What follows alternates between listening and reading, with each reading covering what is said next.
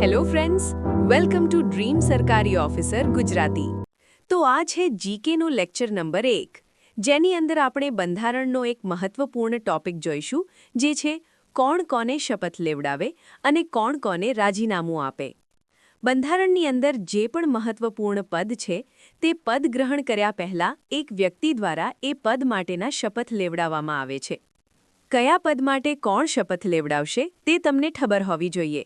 સાથે સાથે જો કોઈ વ્યક્તિને પોતાનું પદ સ્વેચ્છાએ છોડવું હોય તો તે કોના નામે રાજીનામું લખીને પોતાના પદનો ત્યાગ કરી શકે છે, એ પણ બંધારણની અંદર સ્પષ્ટ લખેલું છે. જેમ કે રાષ્ટ્રપતિ, ઉપરાષ્ટ્રપતિ, પ્રધાનમંત્રી, સંસદીય સભ્યો એટલે કે લોકસભાના સભ્યો, રાજ્યસભાના સભ્યો, મુખ્યમંત્રી, રાજ્યપાલ, અટર્ની જનરલ, કેગ વગેરે ઘણા બધા પદો છે. આ પદ ઉપર બેસવા પહેલા કોઈ સ્પેસિફિક વ્યક્તિ દ્વારા તેમને શપથ લેવડાવવામાં આવશે, જે આગળ આપણે જોઈશું કે કયા પદ માટે કોણ શપથ લેવડાવે છે. સાથે સાથે જો એમને રાજીનામું આપવું હોય એટલે કે પોતાના પદનો સ્વેચ્છાએ ત્યાગ કરવો હોય તો કોના નામે રાજીનામું લખીને એ પોતાના પદનો ત્યાગ કરી શકે છે, એ પણ બંધારણની અંદર ક્લિયર લખેલું છે. તો આજના લેક્ચરમાં આપણે એ જ જોવાનું છે કે કયા પદ માટે કોણ શપથ લેવડાવે છે અને જ્યારે એ પદ છોડવું હોય તો કોના નામે રાજીનામું લખીને પોતાના પદનો ત્યાગ કરી શકે છે. શરૂઆત કરીએ આ સરસ મજાનો ટોપિક. અહીંયા એક બાજુ તમને પદનું નામ લખેલું છે, વચ્ચેની સાઈડ એ પદ માટેના શપથ કોણ લેવડાવે છે તે લખેલું છે અને છેલ્લે રાજીનામું લખેલું છે.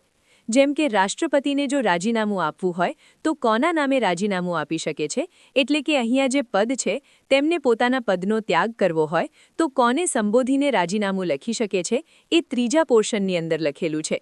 જ્યારે વચ્ચેના પોર્શનમાં એ પદ ઉપર બેસવું હોય તો એ પદ ઉપર બેઠા પહેલા કયા વ્યક્તિ એમને શપથ લેવડાવશે તે લખેલું છે. ક્લિયર? તો આપણે એકસાથે શપથ અને રાજીનામું બંને કવર કરીશું. સૌથી પહેલા આપણે વાત કરીએ રાષ્ટ્રપતિની. રાષ્ટ્રપતિને શપથ કોણ લેવડાવે છે? તો ચીફ જસ્ટિસ ઓફ ઇન્ડિયા એટલે કે સર્વોચ્ચ અદાલતના મુખ્ય ન્યાયાધીશ. સુપ્રીમ કોર્ટના મુખ્ય ન્યાયાધીશ રાષ્ટ્રપતિ પદ માટેના શપથ લેવડાવશે. જો સીજીઆઈ ગેરહાજર હોય તો સુપ્રીમ કોર્ટના સૌથી વરિષ્ઠ ન્યાયાધીશ શપથ લેવડાવે છે. રાજીનામું કોને આપશે?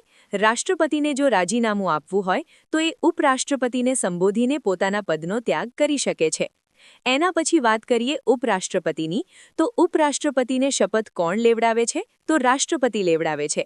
અને ઉપરાષ્ટ્રપતિને પોતાના પદનો ત્યાગ કરવો હોય તો કોના નામે રાજીનામું લખીને પોતાના પદનો ત્યાગ કરશે?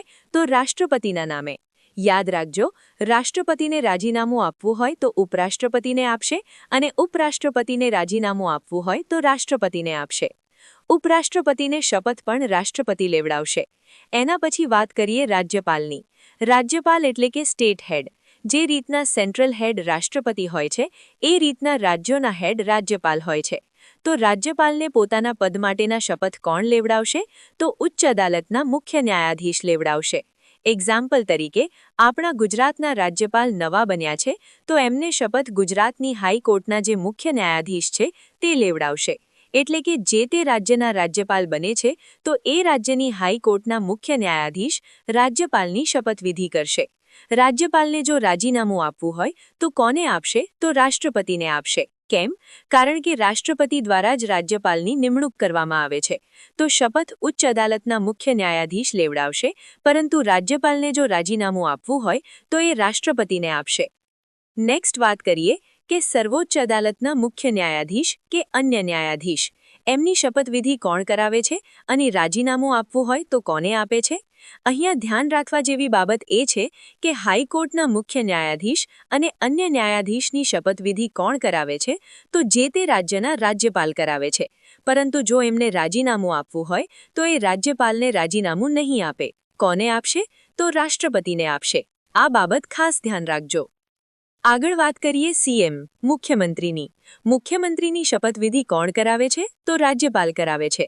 અને એમને રાજીનામું આપવું હોય તો રાજ્યપાલને જ આપશે. આગળ વાત કરીએ વિધાનસભાના અધ્યક્ષ, વિધાનસભાના ઉપાધ્યક્ષ અને સભ્યની.